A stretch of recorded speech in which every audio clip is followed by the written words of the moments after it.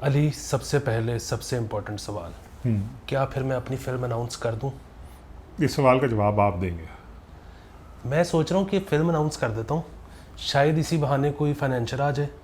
फिर ये है कि फिल्म बने ना बने, कोई कोई इम्पोर्ट ही कर लेंगे चीज़ें टैक्स के बगैर। अच्छा अच्छा ख्याल है आपका। मैं आपके ख्याल को पसंद किया। और फिर मेरा इनकम टैक्स भी एग्जेम्प्ट हो जाएगा ना। सिर्फ उस काम से रिलेटेड। बिल्कुल ठीक है। अगर आप फिल्म बनाएंगे उससे कोई कमाई करेंगे तो। इंट्रो।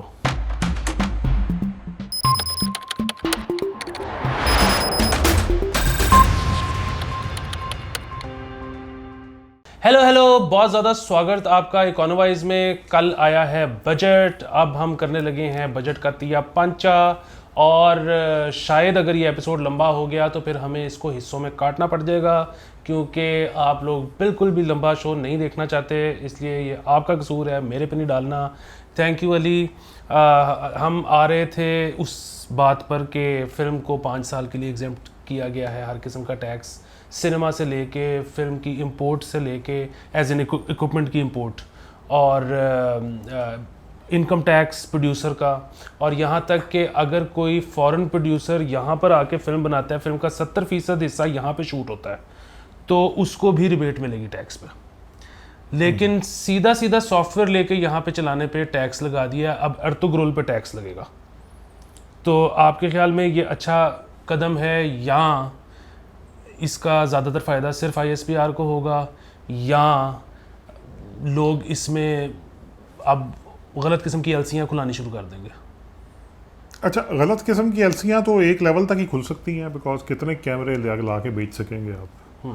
तो वो तो वैसे ही मतलब एक लिमिटेड है। मेरा ख्याल है कोशिश यही है कि एंटरटेनमेंट इंडस्ट्री को थोड़ा सा मुल्क में प्रमोट किया जाए, इंटेंट यही है। एक चीज़ जो मेरे ख्याल में है वो ये है कि अब मेरा ख्याल वक्त आ गया है कि हमारे पैसों से फिल्म बना के, हमारे पैसों से सिनेमा लेके 2 हफ्ते बाद उसको डब्बे में बंद करके टोटल 700 टिकट बेच के जो ISPR टाइप की फिल्में हैं, ये काम बंद किया जाए। इंडस्ट्री को ऑर्गेनिकली ग्रो करना जाए, कोशिश करनी चाहिए। दूसरा, मतलब इन ऑल फेयरनेस हम एक बिलो मीडियोकर रिसोर्स पूल हैं, लेकिन कभी कभी एक स्ट्रोक ऑफ ब्रिलियंस आ जाता है। तो वो जो स्ट्रोक ऑफ ब्रिलियंस आते हैं हमारे, उस पर कैपिटलाइज करना चाहिए हमें, और काफ़ी ज़्यादा कैपिटलाइज करना चाहिए। आई थिंक इंटेंट भी शायद कोई इसी तरह की है कि मतलब आप ये स्पेशली जो ये फॉरेन एंटिटीज़ के लिए भी ये किया गया है। तो शायद कहीं ना कहीं ये ख्याल है कि इसके इम्कानात हैं कि हम को थोड़ा सा एंटरटेनमेंट इंडस्ट्री पे फोकस करें, कोई टर्की वगैरह के साथ कोलैबोरेशंस हों, कहीं कोई इस तरह की दूसरी चीज़ें हों। तो कोशिश आई थिंक यही है। फिर लोकल टैलेंट भी है उसके लिए भी, but long way to go in all fairness. अच्छा, दूसरा ये भी है कि इसको 5 साल के लिए किया गया। अब ये 5 साल के बाद ऑटो इंडस्ट्री की तरह ये नहीं होना चाहिए कि ये फिर बस अब है, ऐसे ही है। मतलब इसको 5 साल के लिए करें, तो रिज़ल्ट आते हैं ठीक है, नहीं आते तब भी ठीक है, बट इससे ज़्यादा सब्सिडी सेहत के लिए नुकसानदेह है। बिल्कुल ठीक। अच्छा, कल आपकी बड़ी परेशान ट्वीट्स आ रही थी कि बजट पेश होने से पहले बजट टीवी चैनल्स के पास था। तो इस पे आपका ख्याल था कि अगर पहले ही लीक हो जाता है तो इस पे तो ट्रेडिंग भी हो सकती है? ये होती है एक्चुअली, और ये हर साल होता है। ये कोई साल नहीं हुआ, सिर्फ हर साल होता है। जब से मैं देख रहा हूँ तब से ये होता है। मतलब बजट जो है, अगर मैं गलती पे नहीं हूँ तो गालिबन कोई 1999-90 तक का बजट जो था ना, वो सिर्फ तभी पता चलता था जिस दिन वो फ्लोर पे पेश होता था। मतलब उससे पहले हमारे ज़ियाउल हक साहब का दौर था। ज़ियाउल हक साहब के दौर में तो वैसे ही बजट जो था वो टीवी पे आके पेश होता था। उसके बाद जुनेजो साहब के दौर में भी बजट जब तक पेश नहीं होता था तब तक किसी को कोई इन्फॉर्मेशन उसके बारे में नहीं होती थी।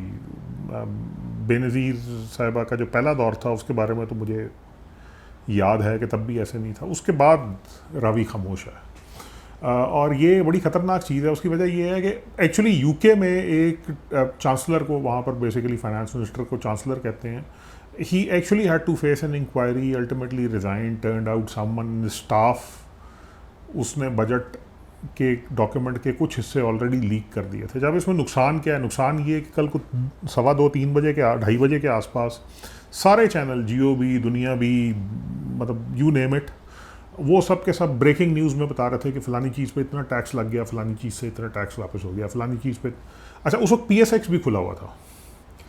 अच्छा, PSX खुला हुआ का मतलब ये है कि हमें 2:15-2:30 बजे जिस वक्त जियो ने बताया है, तो इफ़ेक्टिवली ये इन्फॉर्मेशन पब्लिक हो गई है। बट व्हाट इफ़ किसी के पास ये इन्फॉर्मेशन 11 बजे आई थी, तो 11 बजे से लेके 2-2:30 बजे तक करने वाले तो अपनी कार्रवाई कर गए। उसके बाद जब हमें पता चला कि अच्छा जी टेक्सटाइल का स्टॉक खरीदना है या नहीं खरीदना है, सीमेंट का स्टॉक खरीदना है या नहीं खरीदना है, वो ऑलरेडी ये काम कर चुका हुआ है और ये हर साल होता है, कोई इस साल नहीं हो रहा। तो ये वो एक चीज़ है जिसके ऊपर मतलब कोई भी अगर फंक्शनिंग रियासत हो तो वहाँ तो मतलब वज़ीर ख़जाना इस्तीफ़ा दे दे और ज़िम्मेदारों के खिलाफ एक्चुअली क्रिमिनल प्रोसीडिंग्स हों, बिकॉज ये मतलब this amounts to insider trading. But यहाँ इसको कोई पूछता नहीं है, चल रहा है मामला, अगले साल भी ऐसे ही होगा। अच्छा, इस बजट के बारे में ये भी कहा जा रहा है कि ये एक उम्मीद पे बना हुआ बजट है। उम्मीद ये है कि इंटरनेशनल मार्केट में पेट्रोल की कीमत गिर जाएगी। नहीं, ऐसे नहीं है। बजट जिस तरह हमने पिछली दफ़ा भी कहा था कि मतलब बजट इटसेल्फ कागज़ी सी कार्रवाई होती है। अब असल चीज़ वही है, क्योंकि हमारा एनर्जी सेक्टर इतना मैसअप कर दिया गया है, मतलब परवेज़ मुशर्रफ, PMLN और परवेज़ मुशर्रफ के दौर में हमारा एनर्जी सेक्टर इतना मैसअप कर दिया गया है कि अब हमारी हर डिसीजन जो है, भले वो फिस्कल डिसीजन है, भले वो फॉरेक्स रिलेटेड डिसीजन है, वो सब के सब एक चीज़ पे हिंज कर रहे हैं, और वो ये कि पेट्रोल की कीमत क्या है, उस पर सब्सिडी देनी है कि कीमत बढ़ानी है, बिजली की कीमत क्या है, उस पर सब्सिडी देनी है कि बिजली बढ़ानी है। और उसमें मतलब ऑफ कोर्स परवेज़ मुशर्रफ साहब और मतलब PMLN का जो दौर थे, 97 वाला और 2013 वाला, इसकी तो एक्चुअली ग्रॉस नेग्लिजेंस है इसमें, मतलब ये सेक्टर को। बट बीच में एक वो पीपल्स पार्टी का दौर भी आया था, एक PTI का दौर भी आया था, उन्होंने भी फ्रैंकली कोई कोशिश नहीं की कि इसको फिर अगर कोई गलती हो गई है तो इसके ऊपर हम कोई मुश्किल फ़ैसले करके इसको सुधारने की कोशिश करें। तो अब तो बेसिकली बजट जो भी पेश होता है वो होता है, लेकिन एक आम आदमी के लिए और जेनेरिकली वैसे भी मतलब मुल्क की माशी सूरत हाल के लिए अल्टीमेटली अब तो डिसीजन वही होता है कि जी जो 15 दिन बाद ओगरा ने डिसीजन लेना है और जो 15 दिन बाद नेपरा ने डिसीजन लेना है, वो एक्चुअली डिसाइड करते हैं कि हुकूमत के रेवेन्यू कैसे होंगे और हुकूमत के पास फिस्कल स्पेस कितनी है और फॉरेक्स की सिचुएशन क्या होगी और डॉलर आएंगे कि जाएंगे। और लेकिन वो जो लेवी इमरान खान साहब ने वादा किया था और फिर शायद नहीं लगाई, वो अब इन्होंने उसको और बढ़ा दिया। उन्होंने कहा जी 30 रुपये बढ़ाएंगे, इवेंचुअली ग्रेजुअली बढ़ाएंगे, बढ़ानी पड़ेगी और होगा ऐसे इवेंचुअली, और वो है। लेकिन मेरा एक और भी ख्याल है, मतलब इन अ वे एक लिहाज से अब कोई थोड़ा सा ये लगता है कि फ़ैसला साजी जो है ना वो PMLN पाकिस्तान कर रही है, PMLN लंदन नहीं कर रही है। दूसरा इत्तेहादी हुकूमत है, आई थिंक उसका प्रेशर भी इनके ऊपर है, उसको यूज़ भी कर रहे हैं ये।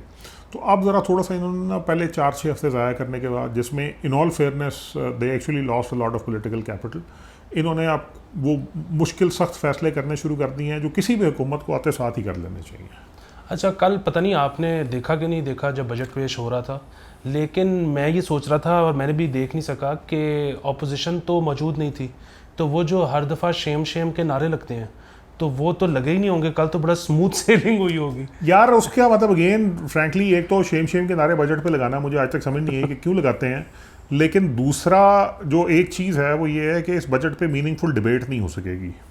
और उसकी वजह ऑफ कोर्स यही है कि रोंदू बच्चे जो हैं उन्होंने कहा कि मेरी बारी नहीं आई तो मैं जा रहा हूँ, और ये एक वो चीज़ है जिसके ऊपर बहसीयत पाकिस्तानी शहरी मुझे भी गिला है इमरान खान साहब से। आप एक सिस्टम में हैं, आप उस सिस्टम के तहत वज़ीर आज़म बने, आपको एग्जैक्टली उसी सिस्टम के तहत निकाला गया है, ठीक है। इमरान खान साहब तो ये शिकवा भी नहीं कर सकते, वैसे तो उसकी प्रोविजन भी है, उसका प्रोसेस भी है, अब तो सुप्रीम कोर्ट ने डिसीजन भी दे दिया है, ठीक है। इमरान खान साहब तो ये शिकवा भी नहीं कर सकते कि जी मेरे केस में मेरी पार्टी के किसी बंदे ने मेरे खिलाफ वोट डाला था, ठीक है जी। अगर कल को MKM आपके साथ सपोर्ट कर रही थी, किसी भी वजह से MKM ने फैसला किया कि आपको सपोर्ट नहीं करना, you should take it as a sportsman, और उसका उन्होंने नुकसान ये किया है कि अपने आप को भी पॉलिटिकल आइसोलेशन में डाल दिया है। इसका नुकसान होगा उनको आगे चल के बहुत ज़्यादा, और उससे ये भी हुआ है कि अब ये बजट भी और अगला बजट भी इसके ऊपर जिस फोरम पे एक्चुअली मीनिंगफुल डिबेट होनी चाहिए वो नहीं हो सकेगी, और ये नुकसानदेह चीज़ है। मतलब इशू हाईलाइट नहीं होंगे, मतलब इन अ वे आपने एक सॉर्ट ऑफ फ्री पास दे दिया है इस हुकूमत को। अच्छा, PMLN मशहूर है एंटी किसान बजट देने के लिए, तो इस दफ़ा का बजट भी एंटी किसान है या इन्होंने कमेंट किए हैं अपनी? नहीं, इस दफ़ा का बजट तो प्रो किसान आ गया। मतलब इस दफ़ा तो बहुत मोहब्बतें हैं किसानों के साथ, और उसकी वजह ये है, देखिए मैं आपको एक बात बताऊं, मतलब यहाँ ना थोड़ा सा मैं ऐसी बात कर रहा हूँ, मुझे खुद शर्म आ रही है बात करते हुए। इस मुल्क में ना दो लोग हैं हु गॉट इट राइट इन 2006-07।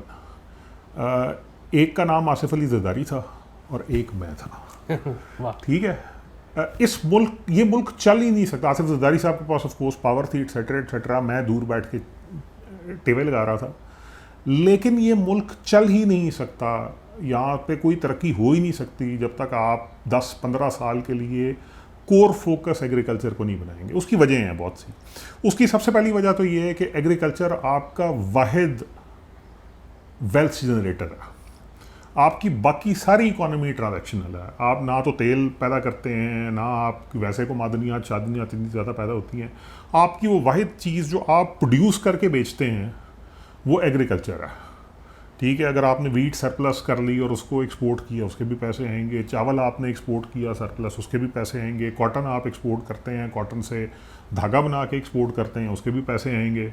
अगर आप किन्नों एक्सपोर्ट करते हैं, किन्नों के भी पैसे आएंगे।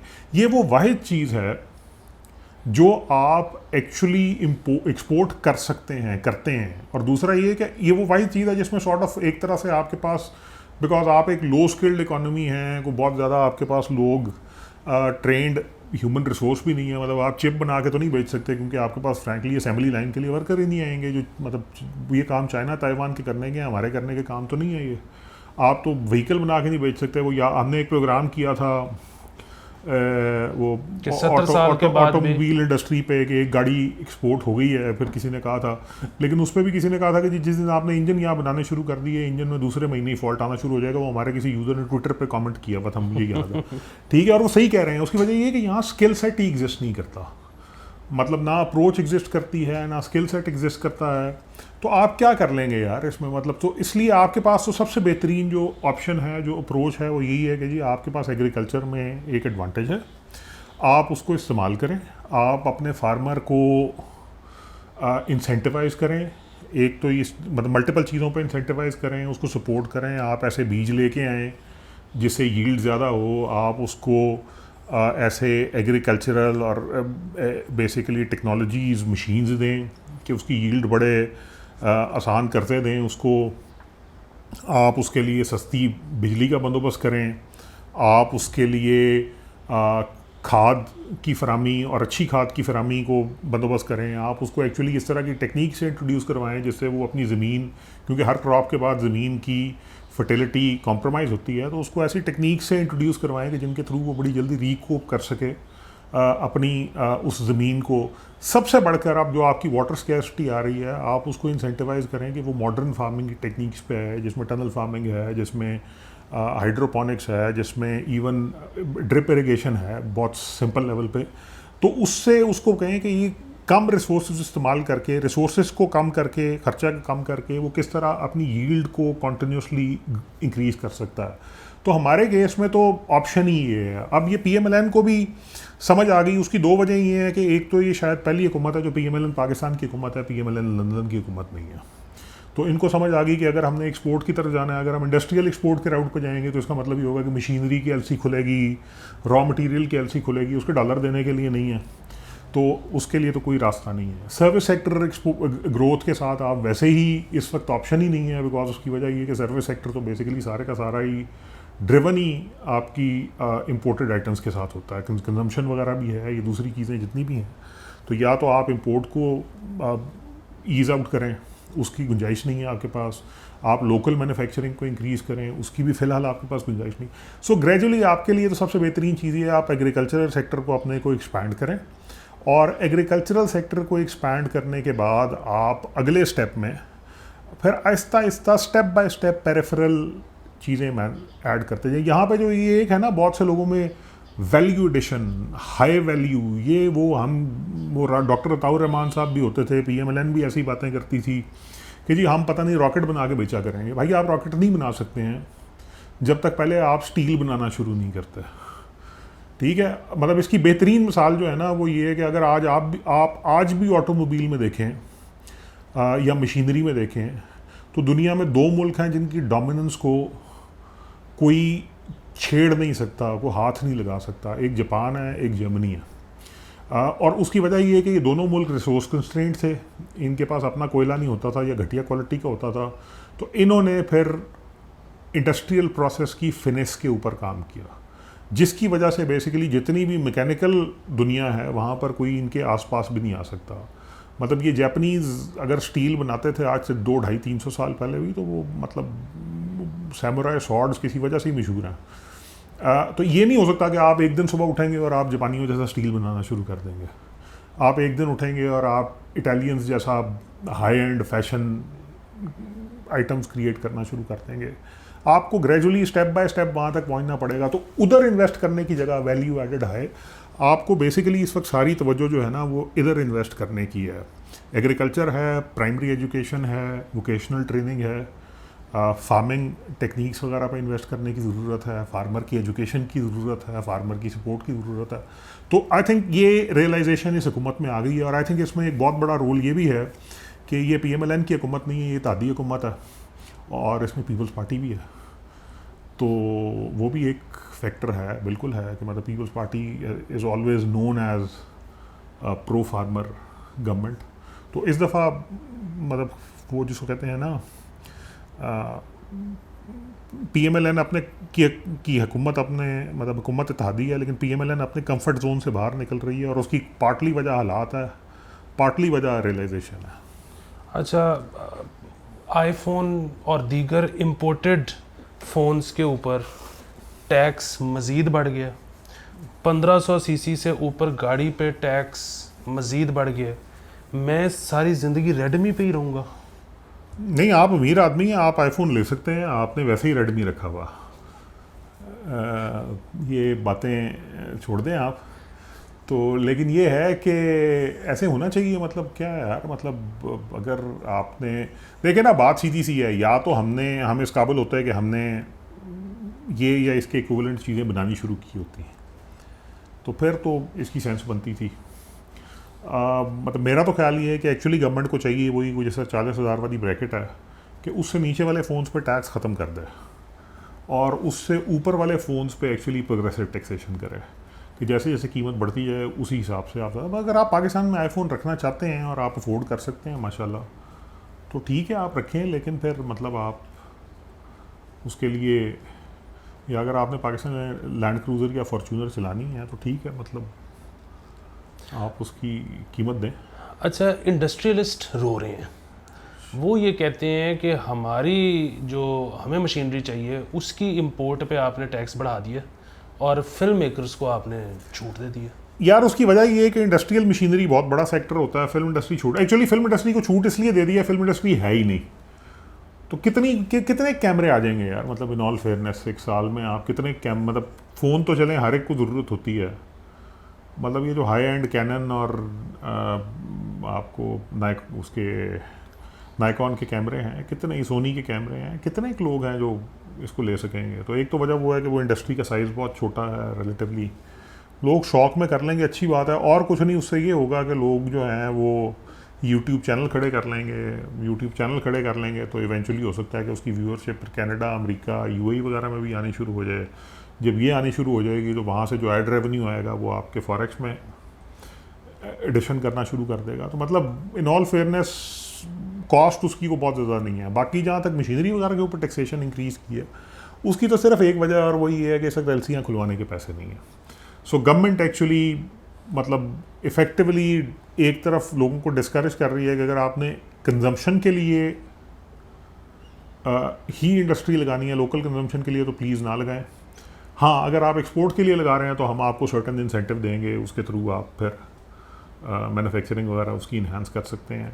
आई थिंक ये साल जो है ये थोड़ा सा सख्त रहेगा। अगले साल मतलब गवर्नमेंट के पास रूम होगा, वो एक्सपोर्ट के भी मतलब इंसेंटिव थोड़े से इन्हांस करेगी।